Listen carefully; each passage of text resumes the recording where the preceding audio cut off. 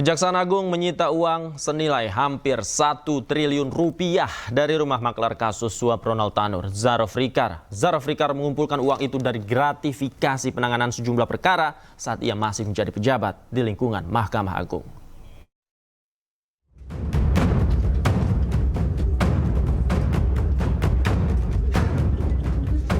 Kejaksaan Agung menyita uang dari rumah maklar kasus suap Ronald Tanur, Zarof Rikar. Nilai uang yang disita mencapai lebih dari 920 miliar rupiah dalam mata uang dolar Hong Kong dan euro. Selain itu, Kejaksaan Agung juga menyita emas logam mulia seberat 51 kilogram. Kasus suap dengan nilai fantastis lebih dari 1 triliun di lingkungan penegakan hukum ini terungkap setelah Hakim Pengadilan Negeri Surabaya diringkus tim gabungan Kejaksaan Agung di Surabaya, Jawa Timur pasca terbukti menerima suap dari Ronald Tanur, tersangka pembunuhan mantan pacarnya Dini Sera Afriyanti.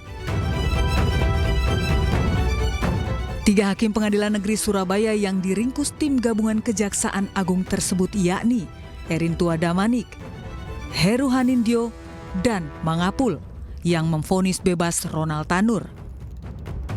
Saat penangkapan, Kejaksaan Agung menyita uang 20,38 miliar rupiah dari ketiga hakim serta pengacara Ronald Tanur, Lisa Rahmat yang bertindak sebagai pemberi suap.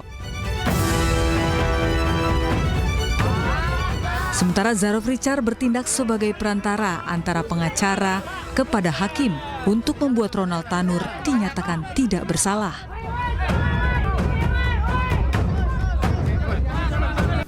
Di mana awalnya LR meminta ZR agar ZR mengupayakan Hakim Agung pada Mahkamah Agung tetap menyatakan Ronald Tanur tidak bersalah dalam putusan kasasinya.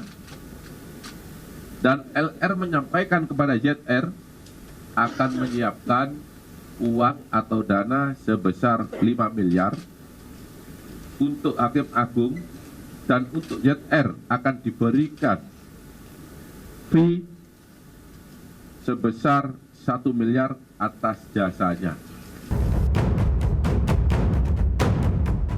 Dari hasil penggeledahan, Kejaksaan Agung menyita barang bukti berupa uang tunai hampir 1 triliun rupiah dari berbagai mata uang, yaitu 482.320 dolar Hong Kong atau setara dengan 979.518.414 rupiah.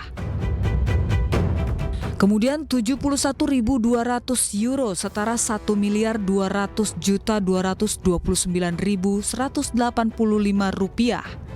Lalu 1.897.362 US dollar yang setara dengan 29.757.848.909 rupiah. Kemudian 74.494.427 dolar Singapura yang setara dengan 885.030.515.308 rupiah, serta emas antam 51 kilogram.